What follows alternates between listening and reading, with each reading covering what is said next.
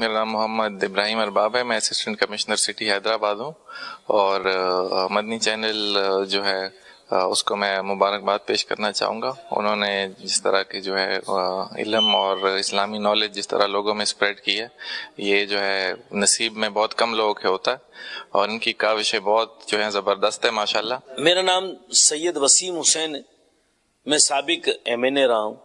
بہت خوشی ہوتی ہے کہ ہم جب دعوت اسلامی کو فیلڈ میں کام کرتے ہوئے دیکھتے ہیں، حضور پاک صلی اللہ علیہ وسلم کی پیاری پیاری سنتیں بیان کرتے ہوئے مسجدوں کے باہر ہم دیکھتے ہیں، تو دل یقین کریں کہ خوش ہوتا ہے۔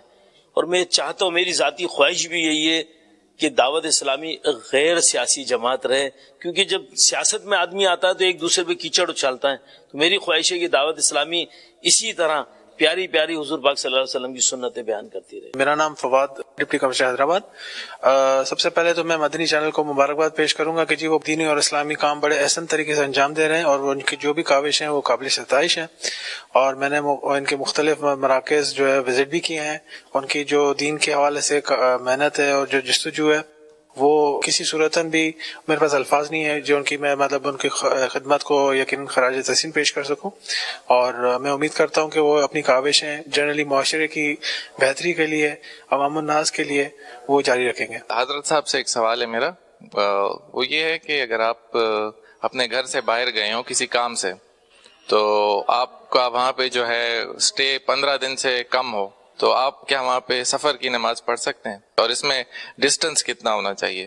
میرا نام سید راشد علی ہے۔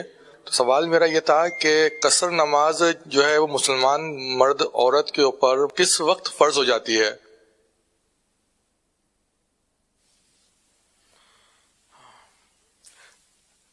شرعی سفر ہو تو نماز قصر کرنی واجب ہوتی ہے، جیسے کہ اول تو سفر جو ہے وہ کم از کم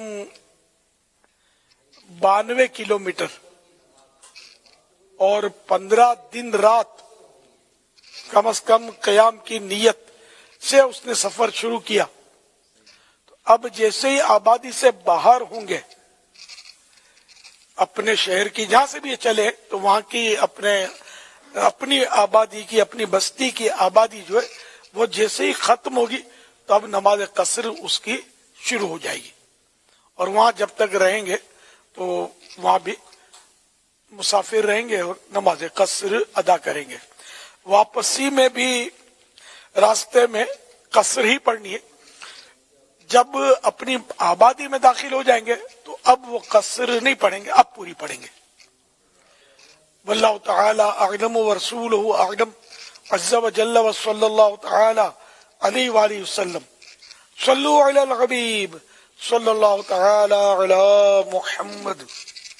امیر علیہ سنت سے عرض ہے کہ جس طرح ابھی سوال میں ہوا کہ سفر کی نماز، تو کیا سفر کی نماز کچھ علیحدہ ہوتی ہے یا اسی نماز میں ہی کچھ ترمیم ہوتی ہے؟ اس کی کوئی وضاحت ہو جائے۔ جی وہ قصر میں نے کہا تھا، قصر جو فرض ہوتے نا، چار زہر کے 4، عصر کے 4 اور عشاء کے 4 فرض، تو ان فرضوں میں 4 کے بدلے 2 پڑھنا یہ واجب ہے۔ باقی سب نمازیں پوری پڑھنی ہے، مغرب کی 3 پڑھنی ہے، وتر کی 3 پڑھنی ہے، سنتیں پوری پڑھنی ہے۔ واللہ تعالی اعلم ورسولہ اعلم عز وجل وصلی اللہ تعالی علیہ وآلہ وسلم۔ صلو علی الحبیب صلی اللہ تعالی علی محمد۔